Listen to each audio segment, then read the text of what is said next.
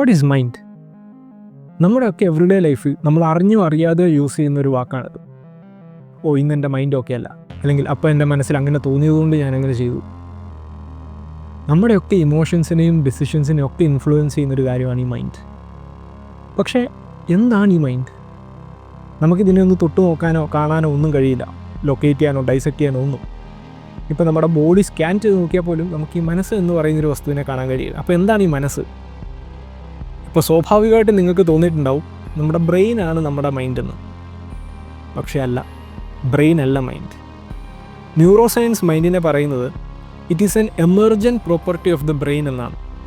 അതായത് ഇപ്പോൾ നിങ്ങളുടെ ബ്രെയിൻ ഒരു പിയാനോ ആണെങ്കിൽ ആ പിയാനോയിൽ നിന്നും വരുന്ന മ്യൂസിക്കാണ് മൈൻഡ്. നമുക്കൊരിക്കലും ഒരു പിയാനോയിലേക്ക് നോക്കിയിട്ട് ഇതാണ് മ്യൂസിക് എന്ന് പറയാൻ പറ്റില്ല അല്ലേ? അതുപോലെ തന്നെ ഒരു ബ്രെയിനിലേക്ക് നോക്കിയിട്ട് ഇതാണ് മൈൻഡ് എന്നും നമുക്ക് പറയാൻ പറ്റില്ല. നമ്മുടെ ബ്രെയിൻ എന്ന് പറയുന്നത് വളരെ കോംപ്ലിക്കേറ്റഡ് ആയിട്ടുള്ളൊരു ഓർഗനാണ്. ബില്യൺസ് ഓഫ് ന്യൂറോൺസും കെമിക്കൽ മെസ്സഞ്ചേഴ്സും ഇലക്ട്രിക്കൽ ഇമ്പൾസസ് ഒക്കെ സംഭവിച്ചുകൊണ്ടിരിക്കുന്ന ഒരുപാട് പാർട്സ് ഉള്ളൊരു ഓർഗനാണ് brain. Like prefrontal cortex, thalamus, hippocampus, amygdala, അങ്ങനെ കുറേ ഉണ്ട്. അപ്പോൾ ഇതിനെയൊക്കെ മനസ്സിലാക്കുക എന്ന് പറയുന്നത് തന്നെ അതുതന്നെ എനിക്കൊരു വലിയൊരു വീഡിയോ ആയിട്ട് ചെയ്യാൻ മാത്രമുള്ള ടോപ്പിക്സ് അതിലുണ്ട്. ഞാൻ അറിയാമല്ലോ, ലൈക്ക് ന്യൂറോ സയൻറ്റിസ്റ്റുകളും മെഡിക്കൽ സ്റ്റുഡൻസൊക്കെ വർഷങ്ങളെടുത്താണ് ഈ ഒരു സബ്ജക്റ്റിനെ പറ്റി മാത്രം പഠിക്കുന്നത്. ഓരോ നിമിഷവും നമ്മുടെ ബ്രെയിനിൽ മോർ ദാൻ 100 ട്രില്യൺ സിനാപ്സസ് ആണ് സംഭവിച്ചുകൊണ്ടിരിക്കുന്നത്. അതായത് ഞാൻ ഈ പറഞ്ഞ പാർട്സൊക്കെ ഇൻ്റർ കണക്റ്റഡായിട്ട് വർക്ക് ചെയ്ത് ഉണ്ടാകുന്ന സിനാപ്സസ്. ഈ സിനാപ്സസിൽ നിന്നും ഉണ്ടാകുന്ന ഔട്ട്കം, അതായത് ഈ സിനാപ്സസിൽ നിന്നും ഉണ്ടാകുന്ന ആക്ടിവിറ്റി, അതിൻ്റെ ഫ്ലോ, അതിനെയാണ് നമ്മൾ മൈൻഡ് എന്ന് വിളിക്കുന്നത്. അതുകൊണ്ട് തന്നെ ഈ മൈൻഡിനെ മനസ്സിലാക്കാൻ ഞാനിന്ന് നിയർലി ബ്രെയിനിനെ പറ്റി മാത്രമല്ല പറയാൻ പോകുന്നത്. 2500 വർഷങ്ങൾക്ക് മുൻപ് ഗൗതമ ബുദ്ധൻ അദ്ദേഹത്തിൻ്റെ ഡിസ്കോസായ സിരിപത്തന സൂത്തയിൽ മൈൻഡിനെ ഡിസ്ക്രൈബ് ചെയ്തിട്ടുണ്ട്. അതും മോഡേൺ ന്യൂറോ സയൻസിനെയും കൂടെ ബ്ലെൻഡ് ചെയ്തിട്ടാണ് ഞാൻ ഈ വീഡിയോ പ്രിപ്പയർ ചെയ്തിട്ടുള്ളതും ഇന്ന് പ്രസൻറ്റ് ചെയ്യാൻ പോകുന്നത്. വെറും ഒരു ഇൻഫോർമേറ്റീവ് അല്ലെങ്കിൽ ഒരു എൻ്റർടൈനിങ് ആയിട്ടുള്ള രീതിയിൽ മാത്രം നിങ്ങൾ ഈ വീഡിയോയെ കാണരുത്. ഈ വീഡിയോ നിങ്ങൾ അവസാനം വരെ ടുവേർഡ്സ് ദി വെരി എൻഡ് കാണുകയാണെങ്കിൽ ഉറപ്പായിട്ടും നിങ്ങളുടെ ലൈഫിൽ ഒരുപാട് ഈ വീഡിയോ നിങ്ങൾക്ക് ഹെൽപ്ഫുൾ ആവും. Welcome to the rabbit whole.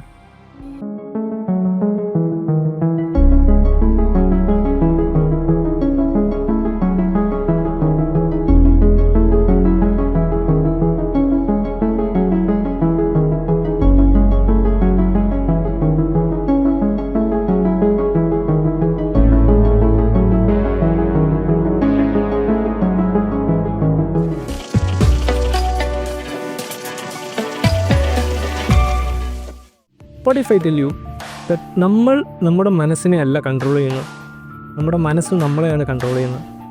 നിങ്ങൾ എത്ര പേർക്ക് ഇതിനോട് യോജിക്കാൻ പറ്റും? നിങ്ങൾ ഇതിനോട് യോജിച്ചാലും ഇല്ലെങ്കിലും ഇതാണ് ഫാക്റ്റ്. ഞാനൊരു 2 സിനാരിയോസ് പറയാം. ഒന്ന്, നിങ്ങളുടെ വീടിനടുത്തുള്ളൊരു വഴി കൂടെ നിങ്ങൾ നടക്കുകയായിരുന്നു. ഈ നടക്കുന്ന വഴിയിൽ ഒരു കൂട്ടിൽ പൂട്ടിയിട്ട ഒരു പട്ടിയുണ്ട്. നിങ്ങൾക്കറിയാം ആ പട്ടിയെ പൂട്ടിയിട്ടിരിക്കുകയാണ്. പക്ഷേ നിങ്ങൾ അവിടെ അടുത്തെത്തി ഈ പട്ടി കുരയ്ക്കുകയും നിങ്ങൾ ഞെട്ടി തിരിഞ്ഞു നോക്കുകയും ചെയ്തു. നിങ്ങൾക്കറിയാം ഈ പട്ടി കൂട്ടിലാണ്, അപകടമില്ല എന്ന്. പക്ഷേ എന്നാലും പെട്ടെന്നൊരു പുറകെ വെക്കുമ്പോൾ നമ്മൾ ഞെട്ടി തിരിഞ്ഞു നോക്കും. അതൊരു ഓട്ടോമാറ്റിക്കായിട്ടുള്ളൊരു റിയാക്ഷനാണ്, റെസ്പോൺസാണ് അല്ലേ? വീണ്ടും നിങ്ങൾ മുന്നോട്ട് കടന്നു. നിങ്ങൾക്ക് പരിചയമുള്ള ഒരാളെ കണ്ടു. നിങ്ങൾ പെട്ടെന്ന് ആളെ നോക്കി ചിരിച്ച് ഹായ് കൈ കാണിച്ചു. നിങ്ങൾ കോൺഷ്യസ്ലി എടുക്കുന്നൊരു ഡിസിഷൻ അല്ല ഈ ഒരാളെ എനിക്കറിയാമല്ലോ അതുകൊണ്ട് ഞാൻ ചിരിക്കണമല്ലോ എന്നുള്ളത്. ആ ആളെ കാണുമ്പോൾ വളരെ ഓട്ടോമാറ്റിക്കായിട്ട് വരുന്നൊരു റിയാക്ഷനാണ് അല്ലേ? എങ്ങനെയാണ് ഈ ഒരു ഓട്ടോമാറ്റിക് റിയാക്ഷൻ അവിടെ സംഭവിക്കുന്നത്? Scenario number 2. നമ്മൾ ഡ്രൈവ് ചെയ്യുന്ന ആൾക്കാർക്ക്, ഡ്രൈവ് ചെയ്യുന്ന ആൾക്കാർക്ക് അറിയായിരിക്കും, ചില സമയത്ത് നമ്മൾ ഡ്രൈവ് ചെയ്യുമ്പോൾ നമ്മൾ സോൺ ഔട്ട് ആവും. അതായത് നമ്മൾ ഓടിച്ചു വന്ന വഴിയും ഒന്നും നമ്മളുടെ ഓർമ്മയിലുണ്ടാവില്ല. നമുക്കറിയില്ല നമ്മൾ എപ്പോഴാണ് അതുവഴി ഓടിച്ചത്, നമുക്ക് പരിചയമുള്ള വഴിയൊക്കെ ആണെങ്കിൽ. അതായത് ഓൾമോസ്റ്റ് നമ്മളൊരു ഓട്ടോ പൈലറ്റിലായിരിക്കുന്ന പോലെ ഇങ്ങനെ ഓടിച്ചു.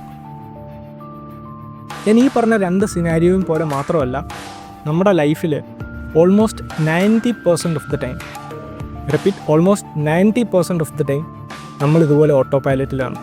നമ്മുടെ റിയാക്ഷൻസും നമ്മൾ ചെയ്യുന്ന കാര്യങ്ങളും ഈവൻ നമ്മളുടെ ഡെസിഷൻസ് വരെ ഈ പറഞ്ഞ പോലെ ഒരു ഓട്ടോ പൈലറ്റിൽ നിന്നാണ് സംഭവിക്കുന്നത്. ഈ ഓട്ടോ പൈലറ്റിനെ കൺട്രോൾ ചെയ്യുന്ന പ്രോഗ്രാമിൻ്റെ പേരാണ് സബ് കോൺഷ്യസ് മൈൻഡ്.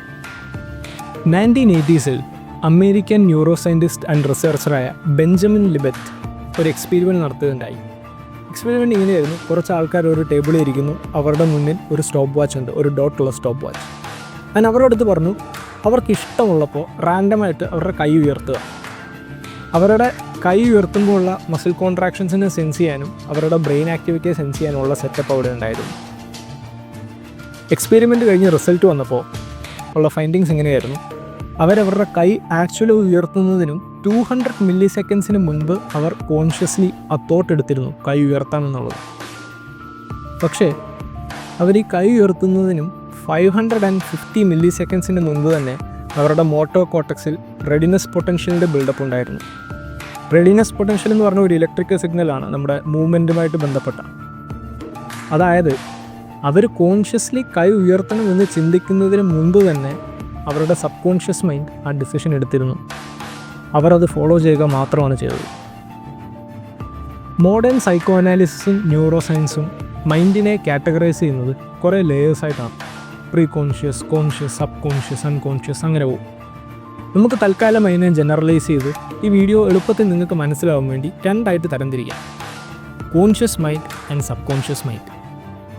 നമ്മുടെ മനസ്സിൻ്റെ 10% മാത്രമാണ് കോൺഷ്യസ് മൈൻഡ്, 90% സബ് കോൺഷ്യസ് മൈൻഡാണ്. നമ്മൾ അവെയറായിട്ടുള്ള നമ്മുടെ ലോജിക്കൽ പാർട്ട് ഓഫ് ദ മൈൻഡിനെ നമുക്ക് കോൺഷ്യസ് മൈൻഡെന്നും, നമ്മൾ അവെയർ അല്ലാത്ത പ്രോഗ്രാംഡ് ആയിട്ടുള്ള മനസ്സിനെ നമുക്ക് സബ് കോൺഷ്യസ് മൈൻഡ് എന്നും പറയാം. ഞാൻ ഈ വീഡിയോയുടെ തുടക്കത്തിൻ്റെ കാര്യം പറഞ്ഞിട്ടുണ്ടായിരുന്നു. മൈൻഡ് എന്ന് പറഞ്ഞാൽ നമ്മുടെ ബ്രെയിനിൻ്റെ ഫുൾ ന്യൂറൽ നെറ്റ്വർക്കിൽ നിന്ന് വരുന്ന റിസൾട്ടാണ്. നമ്മുടെ മൈൻഡാണ് നമ്മളെ നമ്മളാക്കുന്നത്. നമ്മളുടെ ആങ്സൈറ്റി, നമ്മുടെ ഡിപ്രഷൻ, നമ്മുടെ ഫിയേഴ്സ്, നമ്മുടെ ബിലീഫ്സ്, നമ്മുടെ മെമ്മറി, ഇമോഷൻ, തോട്ട്സ്, നമ്മുടെ ഡ്രീംസ്, ഇങ്ങനെ ഇതൊക്കെ നമ്മുടെ മൈൻഡിൻ്റെ റിസൾട്ടാണല്ലേ. ഇത് നമ്മളെ നമ്മളാക്കുന്നത് നമ്മുടെ മൈൻഡാണ്. അപ്പോൾ നമുക്ക് സ്വയം മനസ്സിലാക്കണമെങ്കിൽ നമ്മൾ നമ്മുടെ മൈൻഡിനെ മനസ്സിലാക്കിയിരിക്കണം. ആൻഡ് നമ്മൾ നമ്മുടെ മൈൻഡിനെ മനസ്സിലാക്കണമെങ്കിൽ നമ്മൾ നമ്മുടെ സബ് കോൺഷ്യസ് മൈൻഡിനെ മനസ്സിലാക്കിയിരിക്കണം. ഇനി ഞാൻ പറയാൻ പോകുന്നത് നിങ്ങൾ കുറച്ച് ശ്രദ്ധിച്ച് കേൾക്കണം. കോൺഷ്യസ് മൈൻഡും സബ് കോൺഷ്യസ് മൈൻഡും തമ്മിലുള്ള ഡിഫറെൻറ്റ് ഫങ്ഷൻസ് പറയുന്നതിന് പകരം ഞാൻ ഇവ തമ്മിലുള്ള കീ ഡിഫറൻസസ് ഒരു 5 എണ്ണം പറയാം, ഈച്ച് വിത്ത് ആൻ എക്സാമ്പിൾ. അപ്പോൾ നിങ്ങൾക്കത് കുറച്ച് എളുപ്പത്തിൽ മനസ്സിലാക്കാൻ പറ്റും. First one, awareness. നമ്മൾ ഓൾറെഡി പറഞ്ഞതുപോലെ തന്നെ നമ്മൾ അവെയറായിട്ടുള്ള പാർട്ട് ഓഫ് അവർ മൈൻഡാണ് കോൺഷ്യസ് മൈൻഡ്, അവെയർ അല്ലാത്തതാണ് സബ് കോൺഷ്യസ്. ഇപ്പോൾ നിങ്ങൾ എൻ്റെ വീഡിയോ കാണുന്നുണ്ട്, ഞാൻ പറയുന്നത് കേൾക്കുന്നുണ്ട്, നിങ്ങൾ ഇതൊക്കെ മനസ്സിലാക്കുന്നുണ്ട്, അതാണ് നിങ്ങളുടെ കോൺഷ്യസ് മൈൻഡ്. പക്ഷേ ഈ വീഡിയോ കാണുമ്പോൾ തന്നെ ചിലപ്പോൾ നിങ്ങൾ വീഡിയോ കാണുന്നതിനിടയ്ക്ക് നിങ്ങൾ ചിപ്സ് കഴിക്കുന്നുണ്ടോ, നിങ്ങൾ കുറച്ച് ചിപ്സ് എടുത്ത് കഴിയും, അത് ഓട്ടോമാറ്റിക്കലി നടക്കുന്നൊരു കാര്യമാണ്. അതുപോലെ നിങ്ങൾ ഇട്ടിട്ടുള്ള ഡ്രസ്സ് നിങ്ങളുടെ സ്കിന്നിൽ ടച്ച് ചെയ്യുന്നുണ്ട്, നിങ്ങൾക്ക് അതിൻ്റെ ടച്ച് ഫീൽ ചെയ്യുന്നുണ്ടോ? നമ്മുടെ സ്കിന്നിൽ ഇവിടെ തൊട്ടാലും നമുക്ക് ആ ടച്ച് ഫീൽ ചെയ്യും. പക്ഷേ നമ്മൾ ഇതിന് ഡ്രസ്സ് നമ്മുടെ ശരീരത്തിൽ ഉരസുന്നതൊക്കെ നമ്മൾ ഇഗ്നോർ ചെയ്യുന്നൊരു കാര്യമാണ്, കാരണം നമ്മുടെ അവെയർനെസ് അവിടെയില്ല. ഇതുപോലെ നമ്മൾ അവെയർ അല്ലാത്ത ഒരുപാട് കാര്യങ്ങൾ നടക്കുന്നുണ്ട്, അതാണ് സബ് കോൺഷ്യസ് മൈൻഡ്.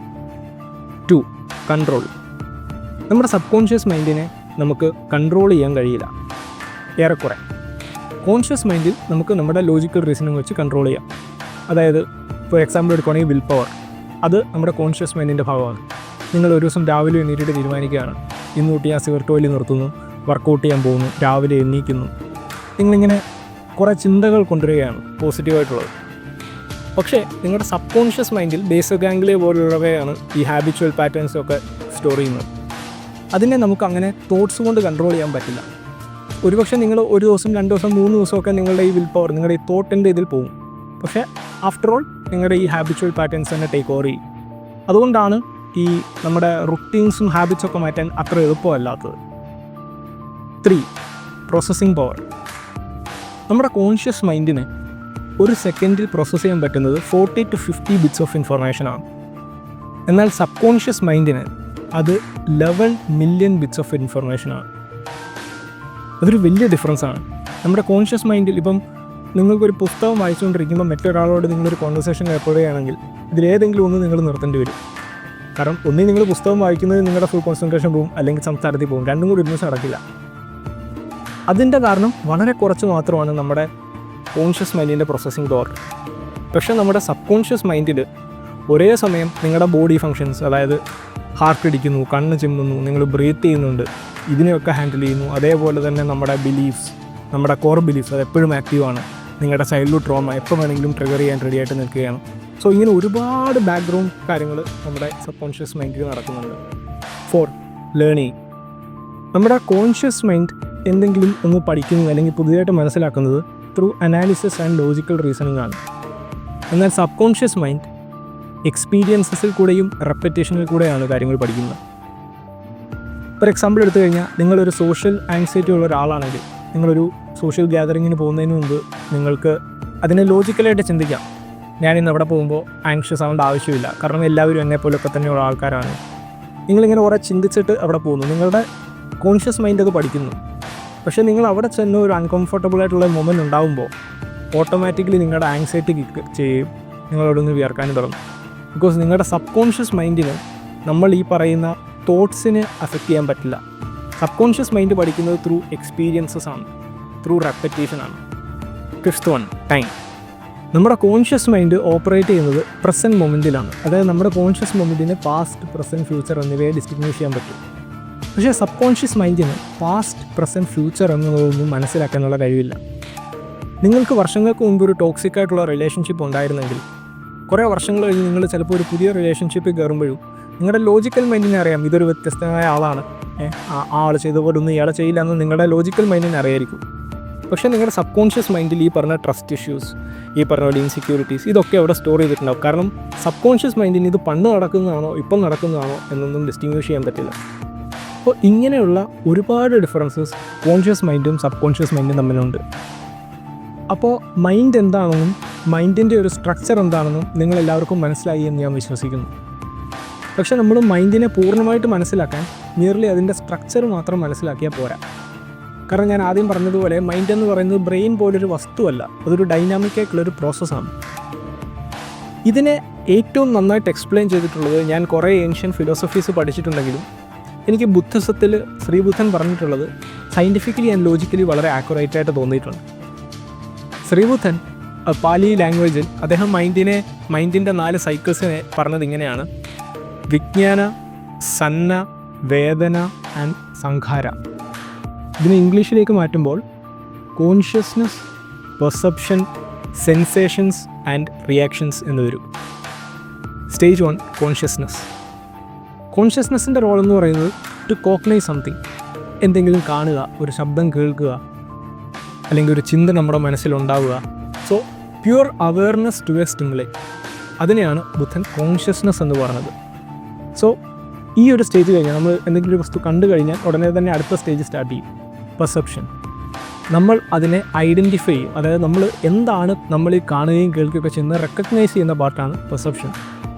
ഞാൻ ഈ കേൾക്കുന്നത് ഒരു ബെല്ല് റിങ് ചെയ്ത സൗണ്ടാണ്, അല്ലെങ്കിൽ ഞാൻ ഈ കാണുന്ന ഒരു മരമാണ്, ഒരു ചെയറാണ് എന്നൊക്കെ ഉള്ളത്. എൻ്റെ ഫസ്റ്റ് വീഡിയോ എപ്പിസോഡ് 1 നമ്മൾ സബ്ജക്റ്റീവ് റിയാലിറ്റിയെപ്പറ്റി സംസാരിച്ചിട്ടുണ്ടായിരുന്നു. അതിൽ പറഞ്ഞു നമ്മളുടെ പെർസെപ്ഷനെ ഇൻഫ്ലുവൻസ് ചെയ്യുന്ന കുറേ കാര്യങ്ങളുണ്ട്. നമ്മുടെ പാസ്റ്റ് മെമ്മറീസ്, നമ്മുടെ എക്സ്പീരിയൻസസ്, നമ്മുടെ കണ്ടീഷനിങ്.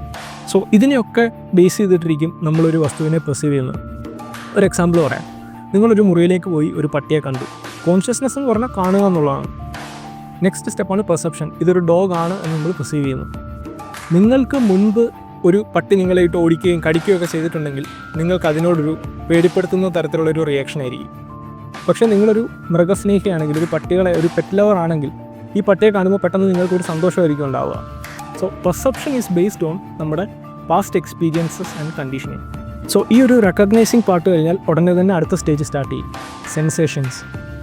നമ്മൾ ഒരു വസ്തുവിനെ അല്ലെങ്കിൽ ഒരു ഇവൻറ്റിനെ പെർസീവ് ചെയ്ത രീതി അനുസരിച്ച് നമ്മളുടെ ശരീരത്തിൽ certain sensations both physically and psychologically start ചെയ്യാൻ തുടങ്ങും. അതിന് കാരണം നമ്മുടെ ശരീരത്തിൽ ഒരുപാട് കെമിക്കൽ മെസ്സഞ്ചേഴ്സും ഗ്ലാൻസും ഹോർമോൺസൊക്കെ ഉണ്ട്. ഇപ്പോൾ നിങ്ങളൊരു പെറ്റ് ലവർ ആയിരുന്നു നിങ്ങൾ ആ ഡോഗിനെ കണ്ടതെങ്കിൽ നിങ്ങളുടെ ശരീരത്തിൽ ഡോപ്പമിനും ഓക്സിറ്റോസിനൊക്കെ റിലീസ് ചെയ്യും. ഇല്ല, നിങ്ങൾ ഡോഗിൽ നിന്ന് ഒരു ട്രോമയുള്ള ഒരാളായിരുന്നെങ്കിൽ നിങ്ങൾ ഈ ഡോഗിനെ കാണുമ്പോൾ നിങ്ങളുടെ ശരീരത്തിൽ കോർട്ടിസോളും അഡ്രിനാലിനും ഇങ്ങനെയുള്ള ചില ഹോർമോൺസ് ആയിരിക്കും റിലീസ് ചെയ്യുക. സോ ഇതിനെ അനുസരിച്ച് നമ്മുടെ ബോഡി സെൻസേഷൻസിൽ മാറ്റം ഉണ്ടാവും. നിങ്ങളൊരു പെറ്റ് ലവർ ആയിരുന്നെങ്കിൽ നിങ്ങൾ വളരെ യൂഫോറിക് ആവും, നിങ്ങൾ വളരെ റിലാക്സ്ഡ് ആവും. പക്ഷേ നിങ്ങളുടെ ശരീരത്തിൽ അഡ്രിനാലിനും കോർട്ടിസോളൊക്കെയാണ് വരുന്നതെങ്കിൽ നിങ്ങൾ വളരെ സ്ട്രെസ്ഡ് ആവും. അതായത് നിങ്ങൾക്ക് ചിലപ്പോൾ മൈഗ്രെയിൻ ഉണ്ടാവും, ചിലർക്ക് ഗ്യാസ്ട്രിക് ഇഷ്യൂസ് ഉണ്ടാവും, കൈയും കാലുമൊക്കെ വിറയ്ക്കാൻ തുടങ്ങും. അപ്പോൾ ഈ ഒരു പാർട്ട് സെൻസേഷൻസ് എറേസ് ചെയ്ത് കഴിഞ്ഞാൽ ഉടനെ അടുത്ത പാർട്ട് സ്റ്റാർട്ട് ചെയ്യും, റിയാക്ഷൻ. ബുദ്ധൻ പറഞ്ഞത് that we are always reacting to sensations. ഈ ഒരു ഭാഗമാണ് നമ്മുടെ സബ് കോൺഷ്യസ് മൈൻഡിനെ ക്രിയേറ്റ് ചെയ്യുന്നതെന്നാണ്. ഈ ഒരു വിഷയത്തിൽ ഒരുപാട് സയൻറ്റിഫിക് റിസർച്ചസ് നടന്നിട്ടുണ്ട്. നമ്മുടെ ബ്രെയിനിൻ്റെ സോമാറ്റോ സെൻസറി കോർട്ടെക്സ് ആണ് ബോഡിലി സെൻസേഷൻസിനെ കൺട്രോൾ ചെയ്യുന്നത്. സോമാറ്റോ സെൻസറി ഹൈപ്പോത്തസിസ് എന്ന റിസർച്ചൊക്കെ നമ്മുടെ മൈൻഡിലുണ്ടാവുന്ന ചെറിയൊരു തോട്ടിന് പോലും സട്ടിലായിട്ടുള്ള സെൻസേഷൻസ് നമ്മുടെ ബോഡിയിൽ ലീവ് ചെയ്യാൻ പറ്റും എന്ന് പ്രൂവ് ചെയ്തിട്ടുണ്ട്. ബുദ്ധൻ ഇതിനെ പറഞ്ഞത് sensations can be 3 types: pleasant, unpleasant or neutral. പ്ലസൻ്റായിട്ടുള്ളവയോട് നമുക്കൊരു ക്രേവിങ് തോന്നുകയും അൺപ്ലസൻ്റായിട്ടുള്ളവയോട് അവേർഷൻ തോന്നുകയും ചെയ്യും. ആൻഡ് ഈ ഒരു പാറ്റേൺ നമ്മൾ കണ്ടിന്യൂ ചെയ്തുകൊണ്ടിരിക്കും. അതായത് ഒരു സിഗരറ്റ് വലിക്കുക എന്ന് പറഞ്ഞാൽ നമുക്ക് ഈസിലി ഡോപ്പമിൻ കിട്ടുന്ന ഒരു ആക്റ്റാണ്. സോ അതിനോട് നമുക്ക് കൂടുതൽ ക്രേവിങ് തോന്നും. അത് ഇറ്റ് ലീഡ്സ് ടു അഡിക്ഷൻ. പക്ഷേ കുറേ നേരം ഇരുന്ന് പഠിക്കുക അല്ലെങ്കിൽ ഒരു പുസ്തകം വായിക്കുക എന്നൊക്കെ പറയുന്നത് പെട്ടെന്ന് റിവാർഡിംഗ് ആയിട്ടുള്ള കെമിക്കൽസ് കിട്ടുന്ന ആക്ടിവിറ്റീസ് അല്ല. അതുകൊണ്ട് അങ്ങനെയുള്ളവ ചെയ്യുമ്പോൾ നമുക്ക് അതിനോടൊരു അവേർഷൻ തോന്നും. ഇത് റിപ്പീറ്റഡ്ലി ചെയ്യുമ്പോൾ ബുദ്ധൻ പറഞ്ഞു ഇറ്റ് ക്രിയേറ്റ്സ് മോർ സംഘാരാസ്. ലേറ്റസ്റ്റ് ന്യൂറോ സയൻസിൽ നമ്മളിതിനെ ന്യൂറോപ്ലാസ്റ്റിസിറ്റി എന്ന് പറയും. നമ്മൾ എന്ത് വസ്തുവാണോ കൂടുതൽ ചെയ്യുന്നത് അത്രത്തോളം അത് നമ്മുടെ സബ് കോൺഷ്യസ് മൈൻഡിൽ കൂടുതൽ പ്രോഗ്രാംഡ് ആയിക്കൊണ്ടിരിക്കും. അങ്ങനെ നമ്മൾ ഈ വീഡിയോയുടെ കൺക്ലൂഷനിലേക്ക് എത്തുകയാണ്. ഞാൻ തുടക്കത്തിൽ നിങ്ങളോട് ഈ വീഡിയോ അവസാനം വരെ കാണണമെന്ന് പറഞ്ഞത് അടുത്ത എപ്പിസോഡ്, അതായത് ഈ ചാനലിലെ അടുത്ത വീഡിയോ ഈ വീഡിയോയുടെ ഡയറക്റ്റ് കണ്ടിന്യൂഷൻ ആയിരിക്കും. ഈ വീഡിയോയിൽ നമ്മൾ മനസ്സെന്താണ്, മനസ്സിൻ്റെ സ്ട്രക്ചർ എന്താണ്, മനസ്സിൻ്റെ പ്രോസസ്സ് എന്താണെന്ന് മനസ്സിലാക്കി. അടുത്ത വീഡിയോയിൽ ഞാൻ സംസാരിക്കാൻ പോകുന്നത് മെൻ്റൽ ഹെൽത്തിനെ പറ്റിയാണ്. അതായത് നമ്മുടെ ബ്രെയിനിൻ്റെയും മൈൻഡിൻ്റെയും ക്വാളിറ്റിയാണ് മെൻ്റൽ ഹെൽത്ത്. ഈ പറഞ്ഞ സബ് കോൺഷ്യസ് മൈൻഡിനെ എങ്ങനെ റീപ്രോഗ്രാം ചെയ്യാൻ പറ്റുമെന്നും നമ്മുടെ ക്വാളിറ്റി ഓഫ് ലൈഫ് എങ്ങനെ കൂട്ടാൻ പറ്റും എന്നുള്ളതാണ് ഞാൻ അടുത്ത വീഡിയോയിൽ പറയാൻ പോകുന്നത്. അപ്പോൾ നിങ്ങൾ ചാനൽ സബ്സ്ക്രൈബ് ചെയ്തിട്ടില്ലെങ്കിൽ ഇപ്പോൾ തന്നെ സബ്സ്ക്രൈബ് ചെയ്യുക, so that you won't miss the next video. Thanks for watching. See you all in the next video.